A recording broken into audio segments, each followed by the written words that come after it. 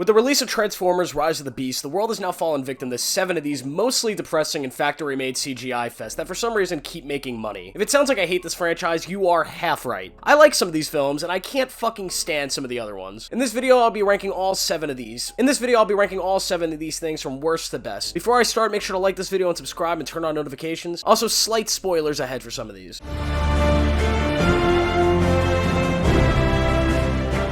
The final Michael Bay Transformers movie, The Last Night, is one of the few films ever made that can truly earn the title of horrific. I've only seen this film once, and I've forbidden myself to ever re-experience the torture of what this film is. But from what I remember about the film, it lacks any sort of soul that helped make Bay's other films at least unique in a way. Marky Mark delivers such a careless performance, and the CGI was probably the worst of the Bay films. The film tries to tell a much more epic and grand story than anything else that he had done before, adding historical figures as well as this god of the Transformers, while also setting up a major Unicron battle that never happened. But ultimately, this film is just a gigantic nothing burger and a waste of 2 hours that even director Michael Bay himself regrets making.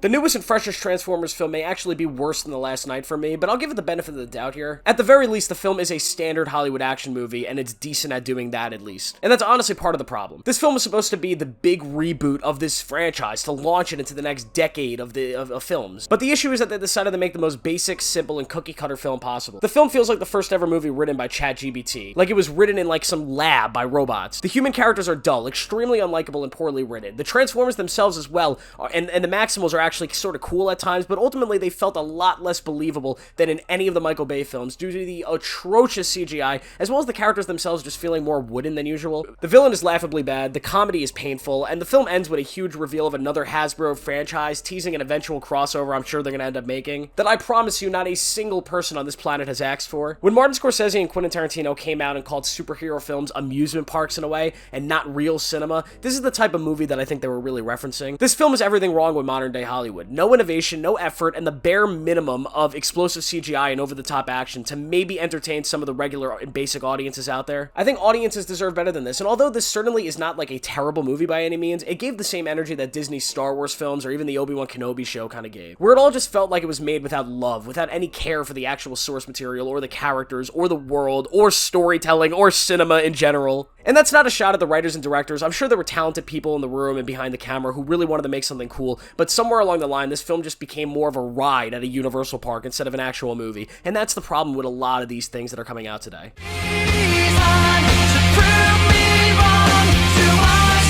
The follow-up to 2007's hit Transformers 1, Michael Bay returned for the first sequel in this franchise, and although this movie isn't really great, like at all, I do think it's significantly better than the first 2 films on this list. The comedy in this movie is a little bit atrocious at times, and although the fun performances from Shia LaBeouf and John Turturro definitely make it bearable and definitely give the script some life, I think the final fight of this movie being set in Egypt offered a really unique finale, and the music choices gave the film like a lot of life as well. I just think like resurrecting Megatron was dumb, and then Optimus Prime dying and then coming back was really dumb. The Fallen as a villain, although a really cool concept, it just never really works in this film as they never really dive fully into it, and the film just ultimately ends up feeling stakeless. Overall, this film is certainly fun. You could definitely have a good time with it. It's one of the movies that I loved as a kid, but just it hasn't aged well. It's definitely one of the weaker Bay films, and by Hollywood standards, it's not a very good movie, but I'm sure if you like this franchise, you're gonna find some happiness and some laughs and some cool action in this one.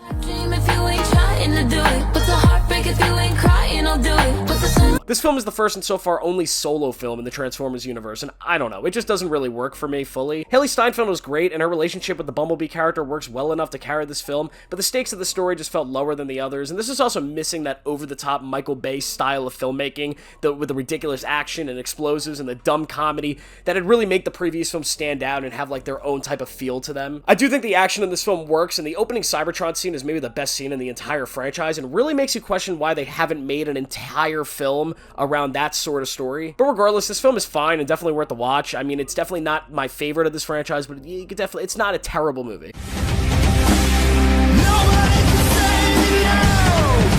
I actually really like this one. After the original trilogy came to the close and the insane Dark of the Moon finale, Bay returned for a 4th movie, and at the time I felt as though the franchise really needed a refresher. And although this isn't exactly that, the film still finds a way to tell a fascinating story with really interesting ideas. Although it doesn't completely nail all of them, the effort to tell a different kind of Transformers story is obvious here, and it did make it feel a little bit fresher. The Autobots going into hiding after the destruction of Chicago in the 3rd film felt natural, and this conspiracy of evil humans, both those who aim to destroy the Autobots as well as those who seek to reverse engineer engineer their technology was really well done and a really interesting concept. I think Lockdown as a villain was also great, acting as this Transformer bounty hunter who felt like a legitimate threat. I thought he was done excellent. Galvatron, on the other hand, I don't really know. The way they brought him back is a cool concept, and it definitely could have worked, but ultimately it just kind of came off as, oh, Megatron's back again. But what else didn't work? Well, everything that's going on with Marky Mark and his family. Wahlberg brings his usual charm to the film, which is definitely beneficial, but the whole character arc with him and his daughter was forgettable and takes away from the actual film itself. Overall, though, this is definitely an enjoyable watch and a movie that I think gets way too much hate.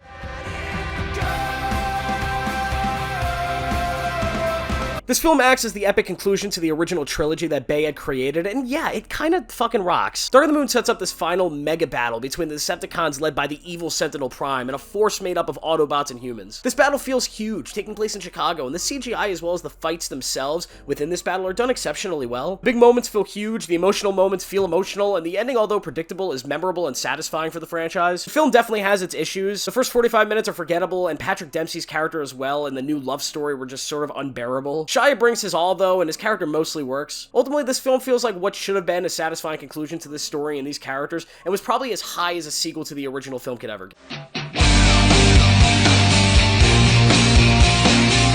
This to me is a no-brainer. The original Transformers film by Michael Bay blew this franchise into one of the largest IPs that Hollywood has to offer, really initiating a new phase of big-budget CGI action movies. I remember seeing this as a kid and thinking it was the coolest thing ever, and although in retrospect the film isn't anything too incredible, it's still an insanely fun summer blockbuster with a great Shia LaBeouf performance, dumb mid-2000s comedy that still gets a laugh out of me at times, really cool action, phenomenal voice performances, and an emotional story that deals with ideas of sacrifice and protecting the greater good. Megatron is a legit baddie in this film. He seriously kicks some ass, and the final fight between him and Prime feels satisfying, with Shia's human character actually getting involved in a realistic and deserved way. That's what really makes this film better than all the others. It just feels like the human aspect of it wasn't really wasted or shoehorned in. Shia and B's relationship feels strong, and Shia's role in the final fight doesn't come off as too ridiculous or out of place like in most of these movies. Ultimately, this is the best film in the franchise that has its moments, but for the most part is kind of smelly and terrible. There you have it. What's your favorite Transformers movie? Leave that down below along with your rankings. Don't forget to like this video and subscribe, and make sure to turn on notifications. As soon as I post all my content, you will know about it. And yeah, I'll see you all in the next one.